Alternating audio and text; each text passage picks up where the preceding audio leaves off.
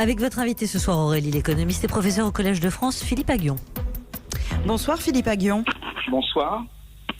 Emmanuel Macron explique aujourd'hui que la France doit rebâtir sa souveraineté et fabriquer davantage de masques, de respirateurs.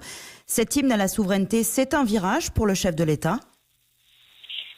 Écoutez, je ne crois pas que ce soit vraiment un virage dans le sens que ça fait longtemps qu'il pousse pour ce qu'on appelle une politique de l'offre, c'est-à-dire de dire voilà, il faut que notre industrie, notre production devienne plus compétitive et il faut créer un certain nombre de conditions pour qu'elle le soit. Voilà, et donc je ne pense pas que ce soit une rupture en ce sens. Mais c'est vrai que aujourd'hui a été clairement affirmée l'idée de dire voilà, il faut qu'on, tout en reconnaissant l'importance de la mondialisation, des échanges internationaux, il ne s'agit pas de se lancer dans une politique protectionniste, mais d'affirmer davantage un contrôle sur les chaînes de valeur. Voilà, je crois que ça c'est important. Et à faire un peu comme l'Allemagne fait. L'Allemagne n'est pas un pays fermé, mais l'Allemagne contrôle une fraction plus importante de ces chaînes de valeur. Mais c'est du pain béni quand même malgré tout pour Marine Le Pen, ce discours sur la souveraineté, ou pour Jean-Luc Mélenchon qui plaide pour des relocalisations. Non, l'idée c'est pas ça tellement. C'est pas de dire on va mettre des barrières douanières, mais c'est de dire voilà, il faut davantage de politique de l'offre. Par exemple, moi j'ai regardé les composants de tests Covid. Vous savez, il y a un certain nombre de tests qui doivent être administrés, qui sont administrés. Eh bien, la France est importatrice nette des composants de tests et l'Allemagne est exportatrice nette. Et elle exporte et elle importe beaucoup, l'Allemagne. Donc l'Allemagne est une économie ouverte, il ne s'agit pas d'être une économie fermée. Mais l'Allemagne s'est donné les moyens d'être à la fois importatrice et exportatrice. Et nous sommes nets importateurs et à des niveaux beaucoup plus bas que l'Allemagne. Voilà, donc c'est un exemple. Il y a les masques en est un autre, les respirateurs c'est un autre exemple. Donc je pense que dans des secteurs comme celui-là, c'est important. Mais c'est pas juste national d'ailleurs. Je crois que le président a été très clair. L'idée est de dire qu'il faut une politique industrielle qui soit pas juste française, qui soit également européenne. Alors, il y a les tests, effectivement, vous en parliez, il y a les masques, il y a les respirateurs, bref, ce qui concerne l'indépendance sanitaire. Vous diriez qu'aujourd'hui, on paye un peu la stratégie industrielle de la France de ces dernières années et pas forcément que depuis le début du quinquennat d'Emmanuel Macron ? Oh oui, ça remonte à bien avant le quinquennat. C'est-à-dire que en France, il y a eu une désindustrialisation excessive. Vous voyez, donc il y a des choses qui doivent être délocalisées. Je crois beaucoup dans la spécialisation internationale, mais on est allé nous trop loin. Tout ce qui était productif dans nos chaînes de valeur ont été nous en France délocalisés. Alors qu'en Allemagne, ils ont délocalisé certaines parties, certains maillons productifs de la chaîne, mais ils ont valorisé d'autres maillons. L'industrie allemande pèse presque 2 fois et demi plus que la française. Et dans certains secteurs, c'est beaucoup plus fort. Machines, équipements, l'Allemagne, c'est 6 fois plus que la France. Dans l'automobile, c'est 5 fois plus. Dans les équipements électriques, l'Allemagne, c'est 4,5 fois plus que la France. Vous voyez, par exemple, il y a des secteurs comme ça qui sont très importants. Entre 2000 et 2010, on décroche dans les secteurs que je vais vous mentionner. Et l'Allemagne, elle, bondit. Le secteur des machines, équipements, l'industrie automobile. En 10 ans, les excédents ont doublé en Allemagne. Et nous, on est passé d'un excédent à un déficit. Les équipements électriques, les excédents ont doublé en Allemagne. La France part d'un léger excédent à un déficit. La chimie a triplé son excédent quand la France a à peu près maintenu le même faible excédent. La pharmacie allemande a quadruplé son excédent entre 2000 et 2010. Et la France améliore le sien à la marge. Vous voyez, mais parce que voilà, il y a des nombre de raisons qui font que l'Allemagne fait mieux que nous.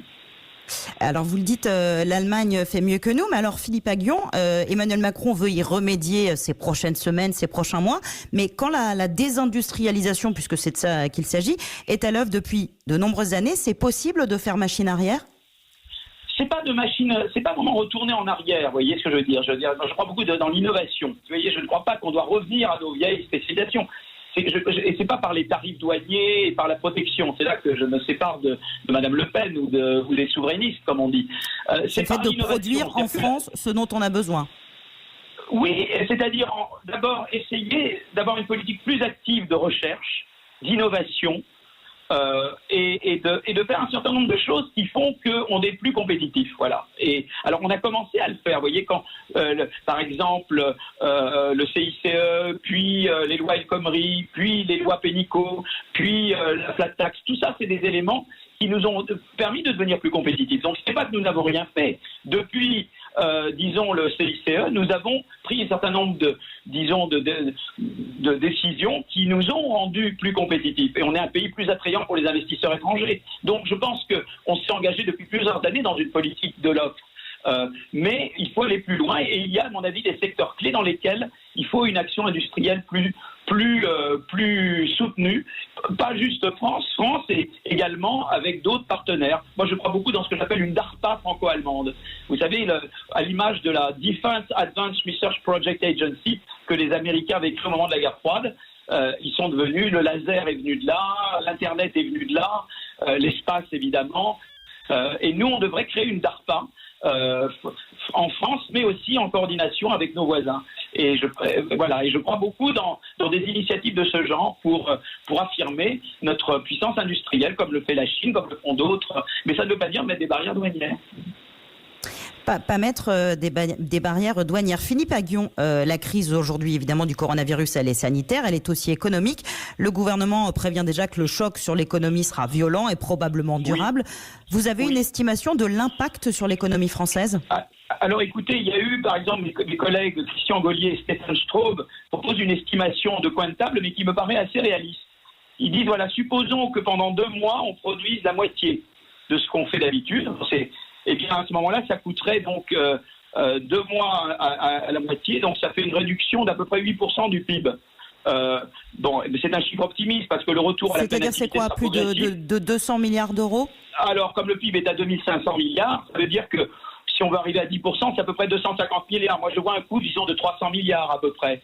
Alors, il faut comparer ce coût aux 10%...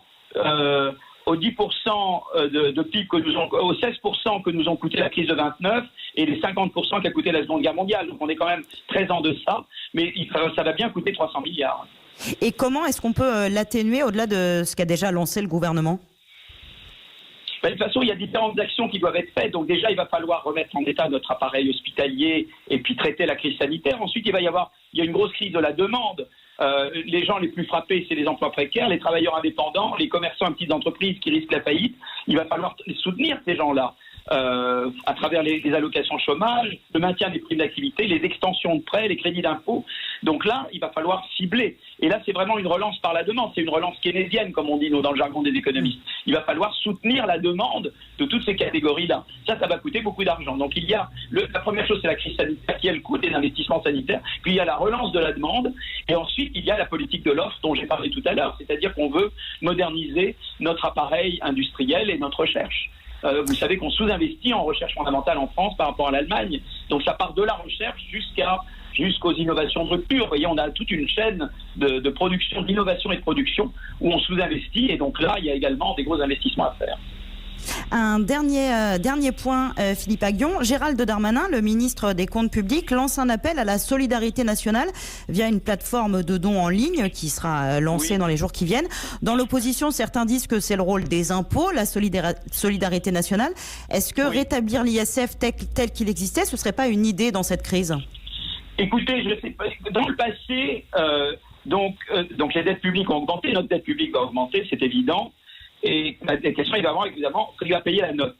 Bon, une partie, ça sera la croissance de long terme. Donc je crois qu'il ne faut rien faire qui bloque la croissance. Parce que si vous bloquez la croissance, vous vous tirez une balle dans le pied. Donc je pense que la France a fait un certain nombre de décisions qui ont, justement, comme je dis, encouragé les investissements en France, relancé la machine, fait baisser le chômage. Donc je crois qu'il ne faut pas contrarier ces politiques-là, vous voyez.